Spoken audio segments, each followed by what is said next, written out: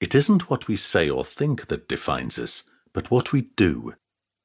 Jane Austen, Sense and Sensibility. Early May 1814, London, England. Lord Christopher Roker slapped his twin brother, the Earl of Sunderland, on the back. "A fit of the Blue Devils on your wedding day, eh? Come now, the bride seems a prime article to me." "She's not the woman of my choice. I'm more than an unwilling groom. I'm downright defiant." Carson tucked his white linen tails into the pale grey pantaloons, gave his matching waistcoat a tug, and adjusted his neckcloth again. "Yet our parents are deliriously happy over the match because she's the daughter of the Marquis of Landonshire." "You made your own name." Christopher shook his head and gave his brother's shoulder a hard squeeze. "Gambling and womanizing has its place when you're more boy than man. My Christ, we've passed 30. "How did I know I'd fall in love and my reputation would haunt me?" Carson walked over to a polished oak side table and poured 2 glasses of brandy from the crystal decanter. He handed one to Christopher. "Or that the woman who stole my heart would have a self-righteous father who despises me." "How many times did I warn you to pull back on the reins? There are always consequences to one's actions. You will be the Marquis of Falsbury in your own right some day. It's time you accepted some responsibility."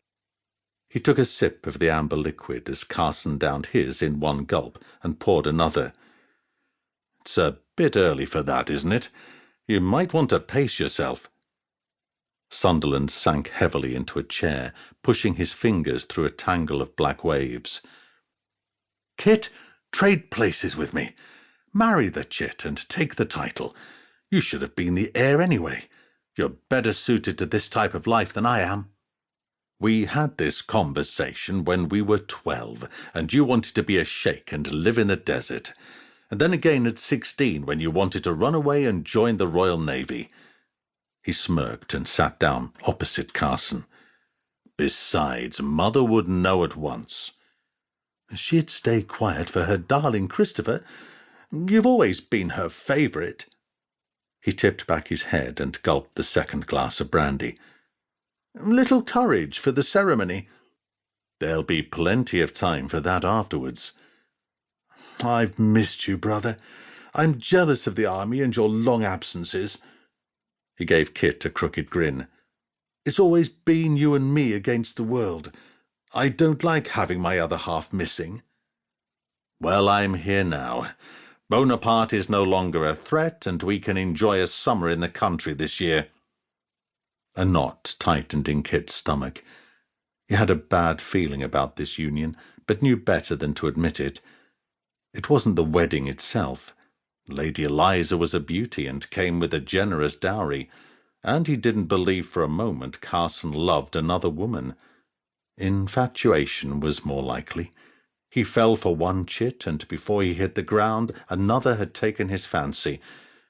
While Kit loved his brother, he also accepted his faults. His abilities did not include accountability or dependability. No, it was the girl's father, Landonshire. His breeding was beyond reproach, but his vile reputation behind closed doors was not well known. He kept his wife and daughter isolated on their estate, and rarely entertained or brought them to London. Some of the whispers he'd heard from another officer could make a seasoned soldier grimace. Kit had mentioned it to his father, but the man had waved it away as gossip.